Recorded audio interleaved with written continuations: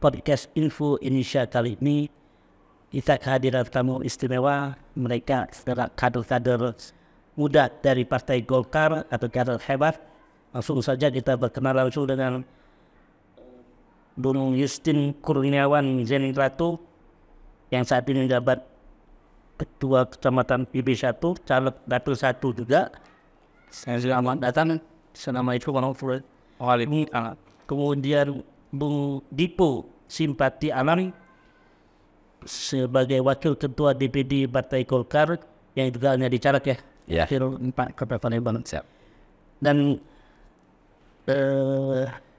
pengamat kita Bung Fatku Rahman dari Public Trust Institute atau Putin. Selamat datang Bung FK. Ya, Baik. datang kembali di Info Indonesia, luar biasa podcast kali ini. Iya.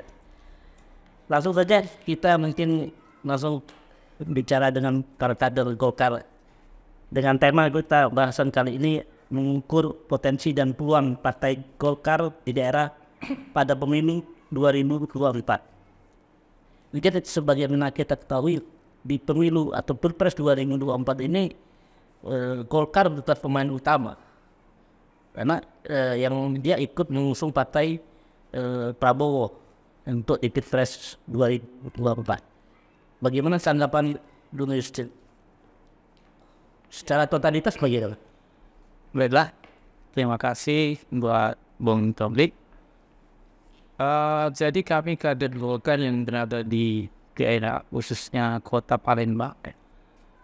Kami tergantung dari perintah dari DPP yaitu pusat pada saat ini, karena keputusannya tegak lurus.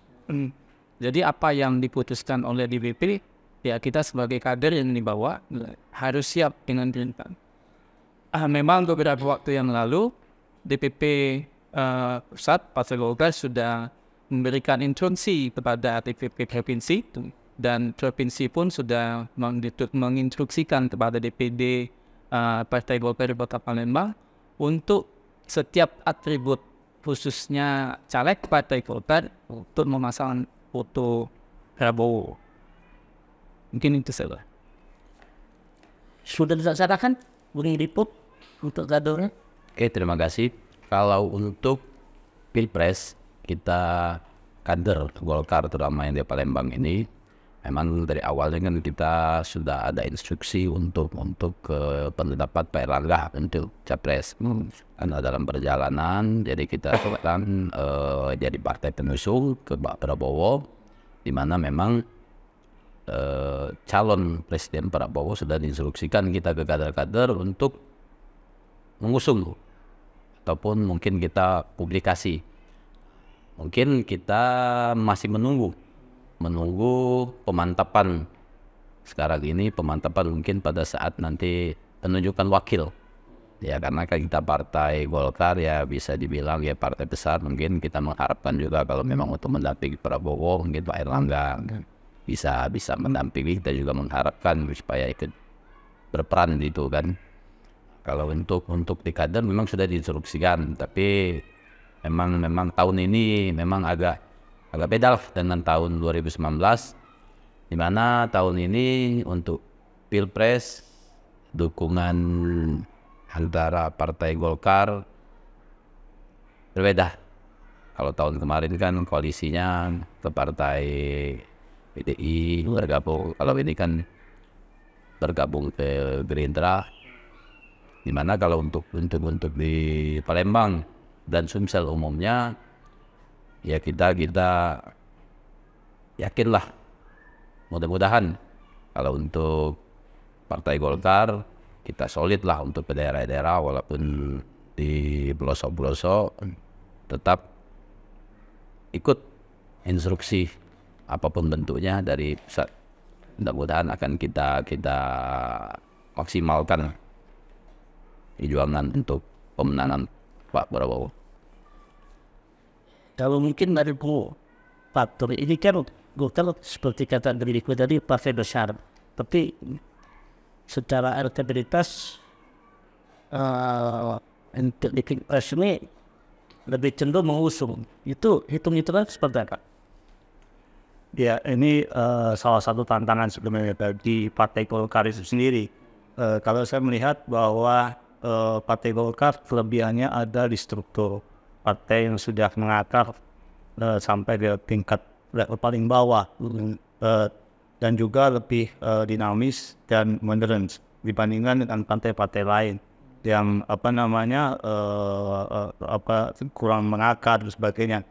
Dan tetapi tantangannya adalah figur sentral dari Partai Golkar sendiri dalam belakangan terakhir ini mengalami dikatakan figur yang menonjol itu kurang untuk bisa dipublish untuk level nasional, terutama dalam hal pencapresan. Hari ini dibuktikan bahwa ketika Pak Erlangga masuk dalam pencalonan presiden dan itu sudah ditetapkan dalam Munas Partai Golkar, tetapi dalam perjalanan secara elektoral itu kurang mengangkat.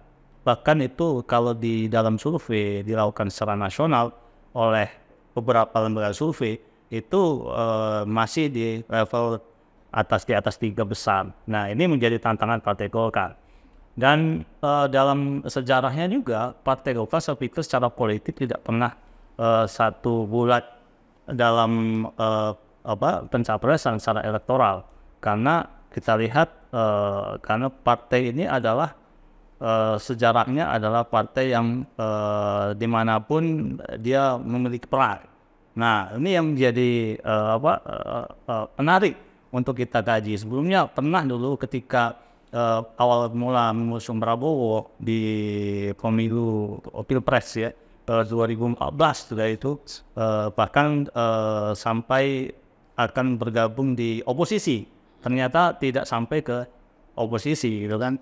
Ini yang menjadi menjadi daya tarik Partai Golkar karena banyak simbol-simbol atau tokoh-tokoh sentral di Partai Golkar. Ini yang menjadi salah satu kelebihan.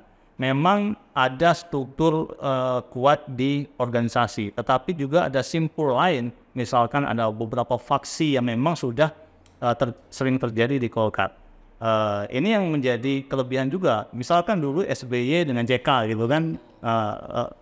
Dulu JK tidak didukung oleh Partai Golkar menjadi wakilnya SBY. Justru mengusung Wiranto, hasil dari konvensi gitu kan.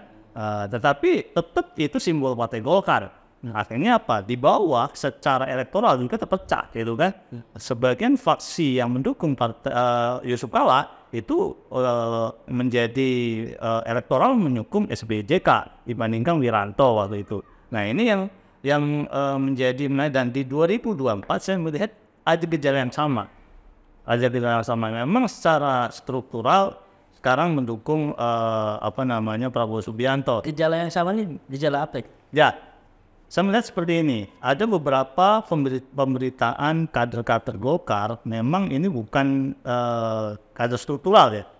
Mungkin ini misalkan JK, tokoh sentralnya Partai Golkar, salah satu tokoh sentral Partai Golkar, secara opini publik sedang terbentuk di belakang Anies Baswedan. Ya. Nah, apakah sosok JK ini tidak berpengaruh? Tentunya punya pengaruh, misalkan di wilayah Indonesia Timur dan sebagainya. Dan juga di level level menengah, misalkan kader muda yang cukup vokal di DKI gitu kan, sekarang menjadi salah satu tokoh di belakang Pak Anies misalkan seperti itu. Itu adalah kader murni Partai Golkar. Ini menjadi menjadi kita lihat secara opini publik juga secara elektoral tidak bulat sebenarnya. Tidak bulat. Dari masa Partai Golkar. Apakah tidak dirasakan di daerah seperti di Palembang ini? Atau di kader-kader juga, Bung Christine? Ya, kalau di daerah, kita di daerah ini belum ada instruksi secara langsung. Jadi baru instruksi secara tertulis dari DPP, DPD Provinsi Sumatera Selatan bahwa kita harus setiap atribut, terutama yang caleg itu dilengkapi oleh fotonya Pak Prabowo. Tapi itu sudah terpenuhi? Belum. Kenapa ya? Karena kan sekarang belum mulainya kampanye. Dan juga pada saat ini baik pimpinan provinsi maupun pimpinan kota, itu belum ada instruksi secara lisan. Kita belum dikumpulkan secara khusus, terutama kita yang caleg, belum dikumpulkan oleh baik itu provinsi maupun kota untuk membicarakan masalah ini. Jadi kemarin instruksinya masih berbentuk tertulis. Jadi ya, tapi kalau kami sebagai kader Partai Golkar, dimanapun kami berada, ya apapun yang diinstruksikan oleh DPP melalui pusat, ya kita sebagai kader yang baik mengikuti instruksi tersebut. Secara hati nurani, personal kader, menerima nggak kalau di Pilpres ini hanya sebagai pendukung? Mungkin cawapres tidak dilirik sebagai kader. Ya kalau kami kader di bawah ini Partai Golkar, kami memang sudah komitmen apapun keputusan yang diputuskan oleh pusat, seperti apapun bentuknya, kita tetap menjalankan mandat apapun. Mau mendampingi atau tidak mendampingi, mendukung ataupun ala kadarnya, kami tetap komitmen apapun bentuk keputusan yang diberikan Partai Golkar pusat, tetap kita jalankan. Sejauh ini soliditas di partai koalisi ada komunikasi tidak? Kalau untuk koalisi kita belum terlalu dalam, karena memang tahun ini kan bisa dibilang pemilu ataupun pileg kan agak istimewa lah, beda dengan sebelumnya, dimana masa untuk kita sebagai caleg juga ini kan beda waktunya. Kalau tahun kemarin penetapan daftar calon tetap 6 bulan pada saat waktu pemilihan, sebelum pemilihan 6 bulan. Kalau sekarang kan 3 bulan kalau nggak salah ya, 3 bulan sebelum. Kita juga untuk sekarang ini untuk terlalu vulgar untuk mensosialisasikan apa yang didukung untuk Pilpres juga. Kita sudah siap secara kader, tapi untuk menjalankan kita masih nunggu instruksi waktu yang tepat. Karena memang waktunya sempit 3 bulan, kurang lebih 3 bulan, karena kita juga sebagai caleg penetapan kalau nggak salah tanggal 4 November. Ya. November, mungkin selepas dari situ mungkin sudah terbentuklah koalisi untuk dukungan Pilpres. Kita juga mungkin sudah mendapatkan instruksi. Ya mudah-mudahan tetap apapun keputusan, apapun perintah dari pusat kita jalankan. Ini di Pilpres 2024 kemungkinan dukungan Erlangga juga tidak dicalonkan sebagai cawapres. Adakah pengaruh secara elektoral dan elektabilitas Partai Golkar ke depannya? Ya, secara elektoral tentunya kalau kita melihat ada 3 parameter ya. Yang pertama adalah kalau kita melihat yang dikenal dengan kotil efek atau efek ekor jas, dampak elektoral dari sebuah momen politik. Nah ini yang pertama. Yang kedua adalah popularitas dan elektabilitas partai politik. Yang ketiga adalah konsolidasi kader di tingkat elektoral. 3 ini biasanya yang terekam dalam momen Pilpres ataupun pileg ketika dalam pemilih. Nah, pertanyaannya adalah kira-kira bagaimana kalau tidak ada kader yang diusung dalam momen politik, baik itu Pilpres, Pilkada. Itu tentunya berdampak, terutama terkait dengan dampak yang pertama, dampak kotel efek, dampak elektoral. Karena apa? Mau tidak mau, orang itu mudah mengingat. Persepsi publik itu sangat diuntungkan ketika ada tokoh yang diusung dari kader sendiri. Misalkan saja PDIP, Joko Widodo, dampaknya luar biasa bagi PDIP. Begitu juga Prabowo, Gerindra, dampaknya juga terasa. Bahkan secara suara Gerindra sudah nomor 2, tetapi walaupun secara kursi, di konversi dalam kursi, Partai Golkar masih nomor 2. Tetapi dampak dari pencapresan itu berdampak kepada secara elektoral Partai Gerindra.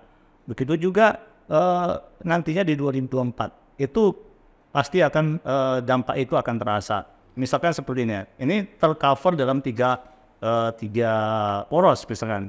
Ini ada Ganjar Pranowo. Tentunya ini secara elektoral akan sangat menguntungkan bagi PDIP karena Ganjar Pranowo adalah kader PDIP. Yang kedua adalah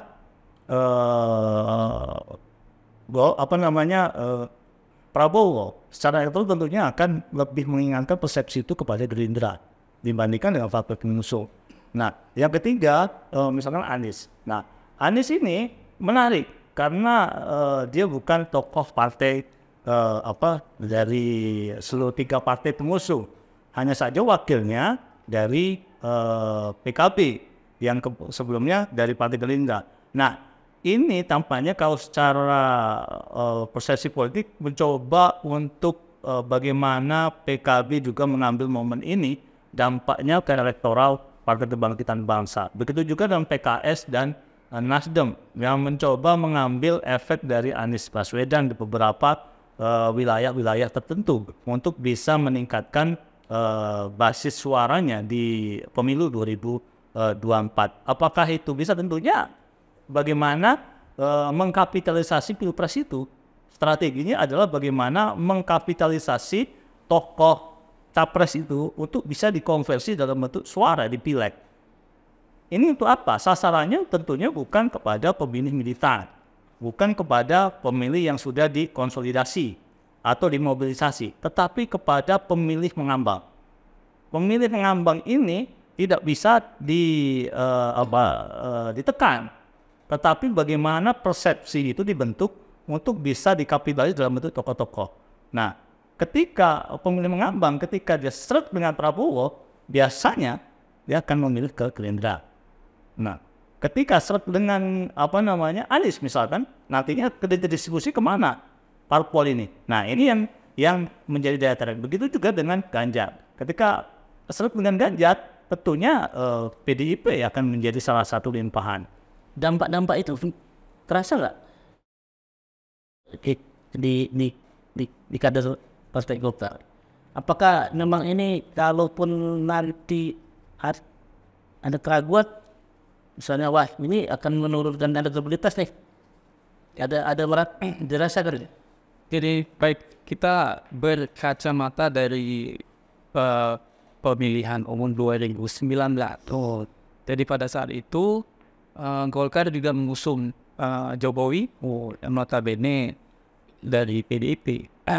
Tapi dan itu juga di intern Golkar juga kemarin Golkar sedang bermasalah dengan ketua umum.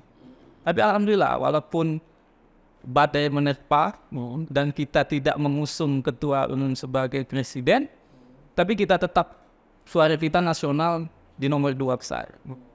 Jadi yang mudah-mudahan ini kelebihan dari Golkar, karena Golkar ini sudah akarnya sudah ke bawah, sudah mencekam ke bawah dan melindungi sebagai pohon beringin.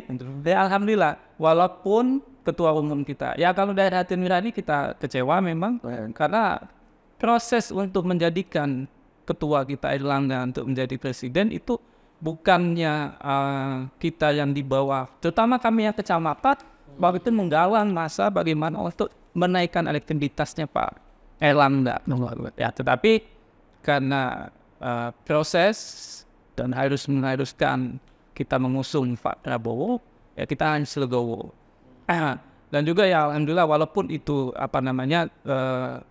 hal yang demikian yang harus kita hadapi, ya kami sebagai rumpun bawah harus tetap fokus dengan perolehan suara Partai Golkar. Sehingga Partai Golkar walaupun tidak mengusung ketua umumnya sebagai presiden atau wakil presiden, tapi tetap mendapatkan suara yang terbanyak. Harapan dari koalisi ini apa Bung Ripo dari kader dengan masuknya Golkar di barisan Prabowo ini? Harapan kita kalau dari kader Partai Golkar, kita berbicara sejarah Pilpres sebelumnya 2014. Golkar berkoalisi dengan Gerindra mengusung Pak Prabowo. 2019 mengusung Pak Jokowi, koalisi PDI, nah kita berbalik suara. Di situ pengaruh kalau untuk dari kader memang tidak begitu banyak.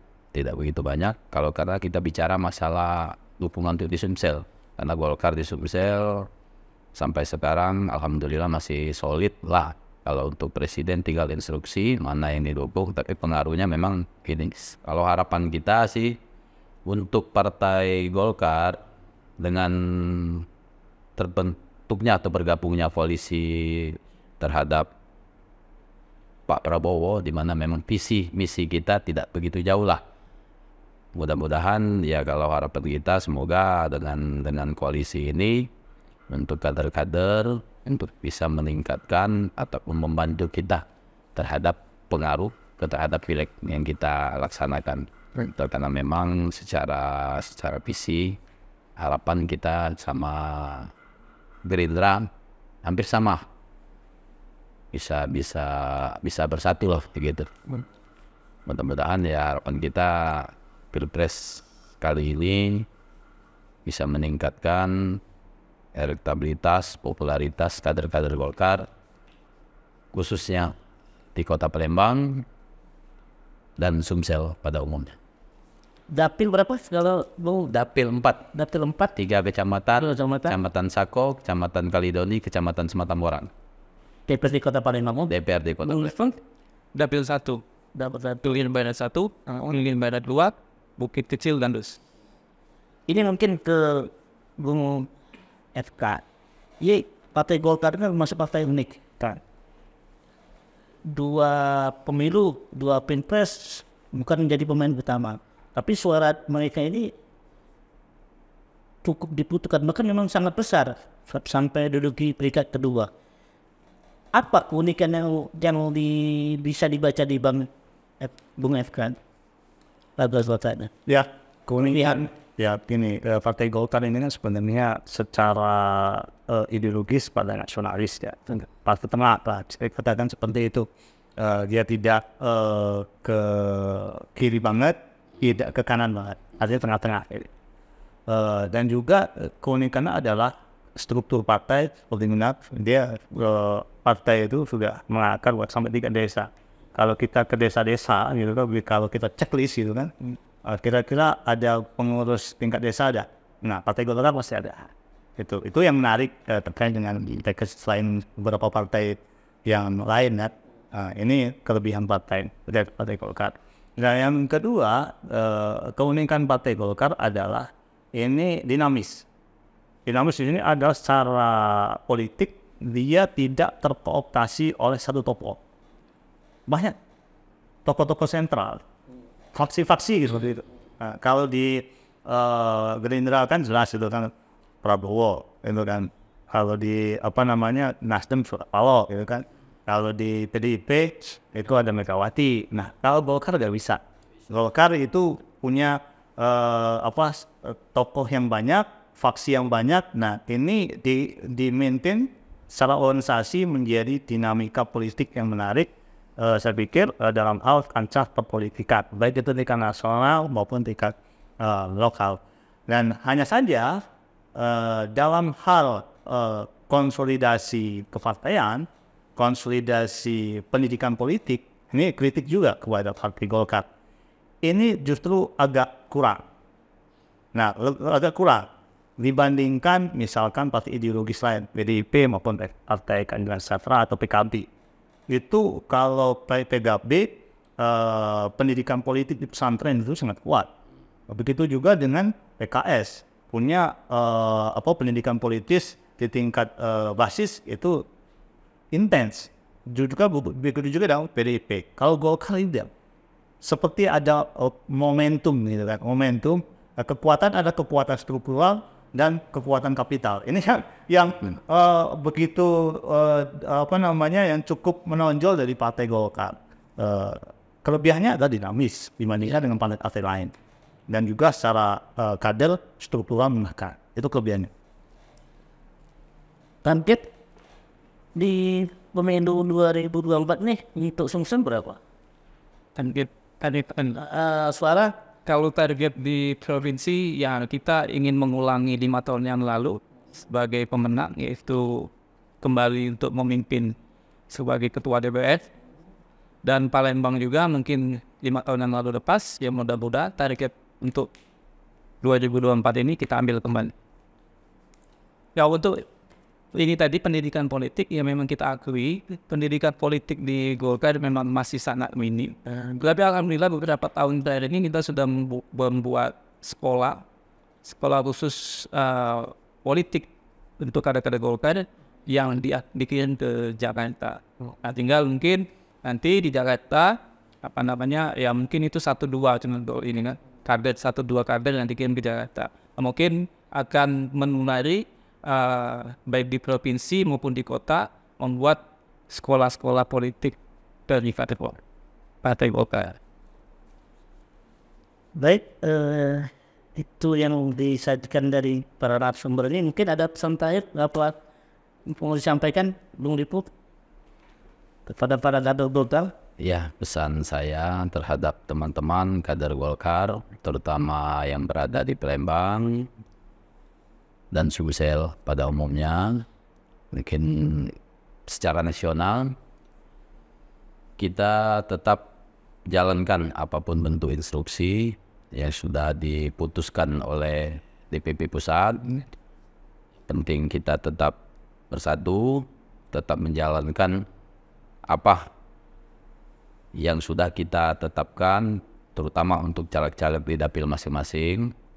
Tetap penuhi target.